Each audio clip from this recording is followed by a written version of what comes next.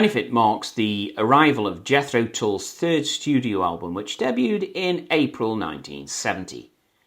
This significant release not only introduced pianist and organist John Evan to the band, although he had not yet achieved permanent member status, but it also bid farewell to bass guitarist Glenn Cornick, who was fired after this album's tour finished.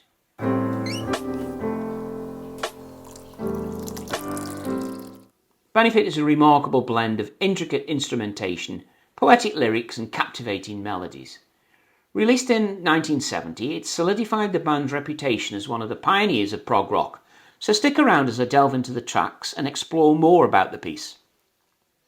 I'm sticking to the original listing for the album, but adding in the track Teacher as a bonus, as this featured on the US version of the release, whilst being advertised as being part of the original UK one, which it was not. Confused? You will be. Now, Anderson himself described this album as darker than the others he'd written, and Martin Barr said that it was easier to make this one as the success from stand-up allowed them more artistic latitude. Glenn Cornick also remarked before he left the band that it was their intention to try to convey a live-sounding affair for the fans to enjoy. Anderson also supported the addition of John Evan, as he said that he could now write with even more freedom with Evan at the keys. And that's high praise in my book. Side 1 starts with You There to Help Me, and this opens up the album with a distinct burst of folk-sounding rhetoric. There's Ian Anderson's distinctive flute playing and gritty vocals, heavily overdubbed to harmonise, and this typically captures the essence of Jethro Tull's sound, this blending of the elements of folk, blues and rock. It's a steady opener, with the track's dynamic shifts and Anderson's poetic lyrics, and this sets the stage for the journey that lies ahead. The second track is called Nothing to Say, and this is where you first get to hear that very first influence on the keys from John Evan. The piano melody is a strong addition and helps to flesh out that richer sound. There is more than a passing resemblance to a slowed down version of Locomotive Breath on this track. It is, though, a much heavier than the opener, and this is thanks to some pretty extravagant drums from Clive Bunker, whose use of the deeper bass drums adds a more sinister feel to the flow. Martin Barr plays some nice lead on this without really having to get himself out of first gear at this point. Alive and Well and Living In follows, and from folk to prog, this now shifts to a jazz feel, displaying a full range of musical styles thus far. Evan again is strong on the piano, and the Anderson flute and bar guitar all combining nicely. The flute has always featured strongly for the band, but this is really a nice sound with none of the usual coughing and belching sounds that Anderson adds into his flute work, which is unnecessary on occasions. If there is a criticism, then it's the fact that this is a short track, and I would have actually enjoyed hearing it a little bit more. Track number 4 is called Sun. It's another short number at under 3 minutes, but it's a real heavy feel to it, with strong guitars. But at the 1.5-minute section, it stops quite abruptly to become a more softer, soulful ballad, before eventually reverting back for the final minute to that original heavy format. Again, the bunker drums are really positive on this one, and a favourable bass track from Glenn Cornick as well. It's another that feels a bit undercooked for me, but could have gone on to be developed more in my opinion. Side 1 closes with the strangely named For Michael Collins, Jeffrey and Me. Now, from the lyrics, Michael Collins was the astronaut from the Apollo 11 mission who remained in the command module when Armstrong and Aldrin made history by travelling onto the surface of the moon. Most of the song is about this mission, of the money involved to fund the programme, and the viewer's perverted desire to expect something to go wrong. You had to wait to Apollo 13 for that. Anderson sings, And the limmer-faced hungry viewers fight to fasten with their eyes, like the man hung from the trapeze, whose full will satisfy. Now, the Jeffrey reference was Ian Anderson's best friend from his time growing up in Blackpool on the northwest coastline of the United Kingdom. Like Collins, he was the one left behind when Anderson left his hometown to find fame and fortune elsewhere. He's already had an appearance on a song for Geoffrey from the This Was album, and Geoffrey Goes to Leicester Square from Stand Up. He did it thankfully during the band in time for the Aqualung album under the name of Geoffrey Hammond. Side 2 starts off with To Cry You a Song, which is a high-energy rock anthem, and one that Martin Barr describes as a response to Blind Faith's Had to Cry Today. Now, I don't know that song, so someone in the comments might let me know if it does actually sound like a rip-off or not. Thanks in advance for that. Now, Anderson's vocals are distorted more than usual on the verses, and the bar guitar features very much on this one, making it feel like it has a much harder edge than others so far.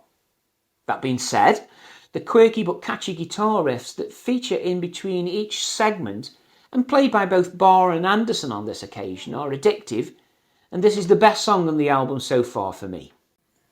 The drumming is of a very high standard yet again, and the bass is as good as any on the album.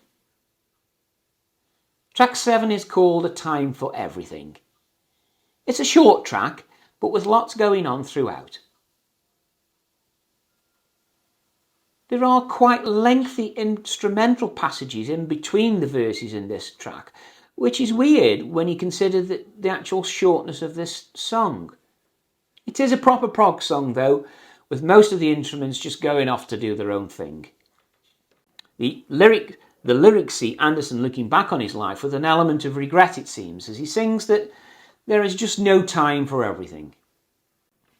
Track 8 is called Inside and was released as a single from the album. This song is another one that is constantly on the move, like a naughty schoolboy who can't sit still, constantly fidgeting. More excellent bass and drums from Messrs Cornick and Bunker, who between them keep the track plodding along at a fair rate of knots. Anderson sings of some kind of utopia where things that are inside look, sound and feel much better than their counterparts on the outside. It's actually a delightful track with some great lyrics in there that paint a picture of a place we probably all do want to be given the chance. This is taken over as my favourite from the album this far.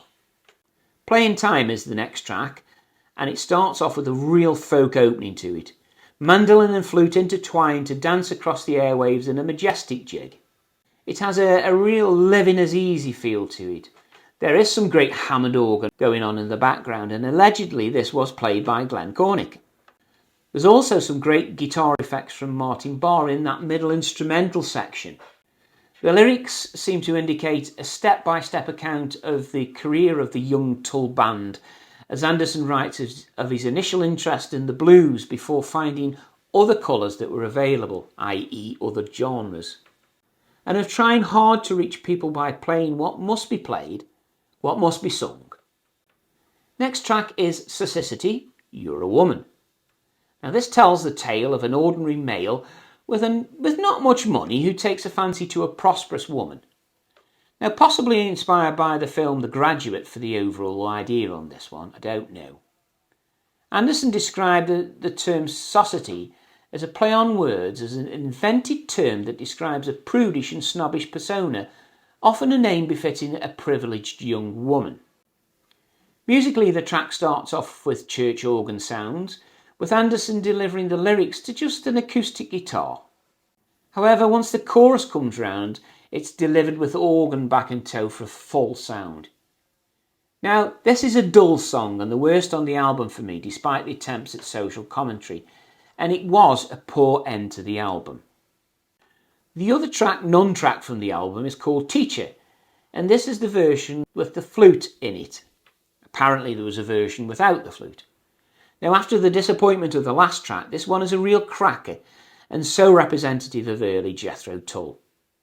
There's good keyboards, strong drumming yet again, and a lively bass line, and Anderson delivers some of the best vocals on the whole of the album. There's great interplay as well between the flute and lead guitar in that middle section. What's really interesting about this track is the fact that it's written about all those self-styled smarmy gurus who used their followers for their own gains, if you get my drift, some years back.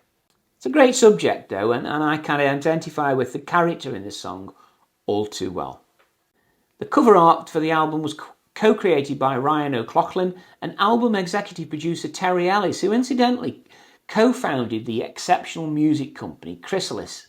It's a simple image to it that was created to represent the band playing live in a large venue setting. Now, this album became the band's first million-selling album, and accounting for that fact, on release the critics were less than impressed. One of the worst reviews I saw was from Rolling Stone, who described the album as lame and dumb. It's a bit harsh.